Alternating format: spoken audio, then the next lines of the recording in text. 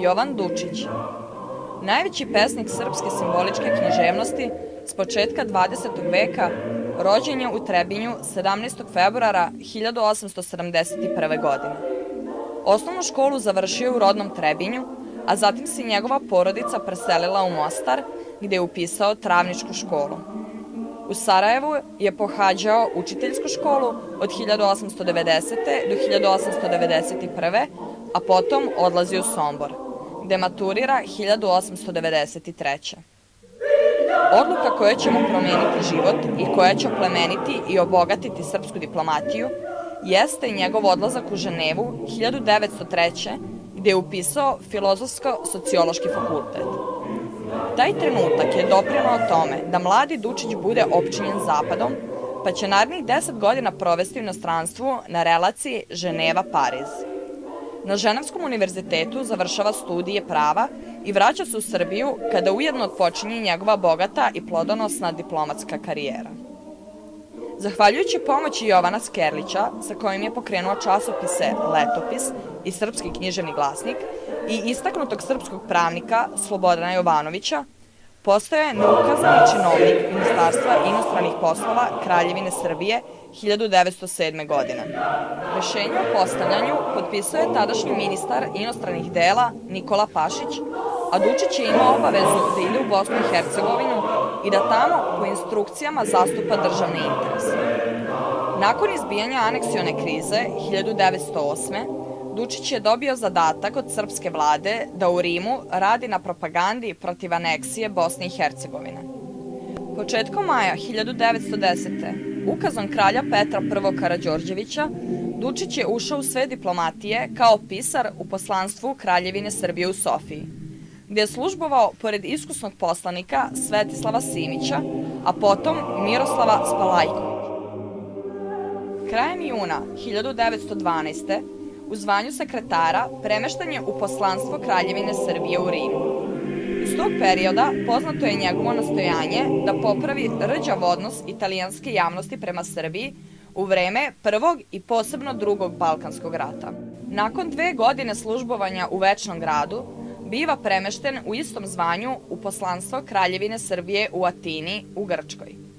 Dučić je u Atini 1916. godine prvi put sreo regenta Aleksandra Karađorđevića, a u jesen 1917. sa njim je bio u obilasku Solunskog fronta. Početkom jula 1918. ukazom prestolonaslednika Aleksandra Karađorđevića premešten je u poslanstvo Kraljevine Srbije u Madridu, gde će od početka decembra 1918. biti preimenovano u poslanstvo Kraljevina Srba, Hrvata i Slovenaca. Aprila 1921. biće prisutan kao zvanični predstavnik Kraljevine SHS u Lisabonu na otkrivanju spomenika neznanom junaku, koji izražava solidarnost saveznika iz Prvog svetskog rata. Ukazom kralja od početka 1924. on je postavljen za stalnog delegata vlade Kraljevine SHS pri Društvu naroda u Ženevi. Međutim, njegova misija u Ženevi trajaće veoma kratko, svega 7 meseci. Posle povlačenja iz Ženeve, ukazom kralja Aleksandra I iz avgusta 1925. Dučić je postavljen za generalnog konzula u Generalnom konzulatu Kraljevine SHS u Kairu. Početkom januara 1939. postavljen je za izvanrednog i opunomoćenog ambasadora Kraljevine Jugoslavije u Bukureštu.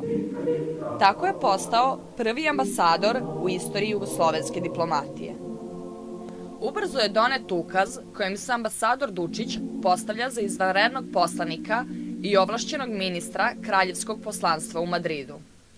Krajem juna i početkom jula već je bio na zvaničnom obeležavanju 800 godina Portugalske države.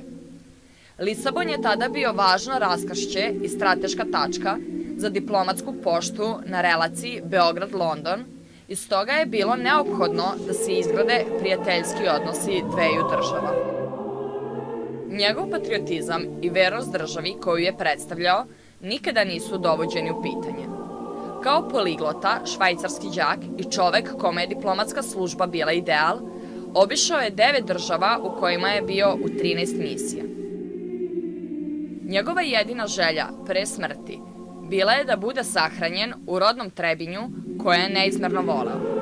Pesnikova želja je ispunjena 57 godina kasnije, kada je njegovo telo preneseno u Trebinje 23. oktobra 2000. godine.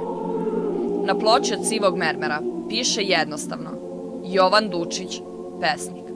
Jednostavno, kao pero kojim je pisao antologijska dela i jednostavno kako je slavu i čast svoje zemlje pronosio širom sveta.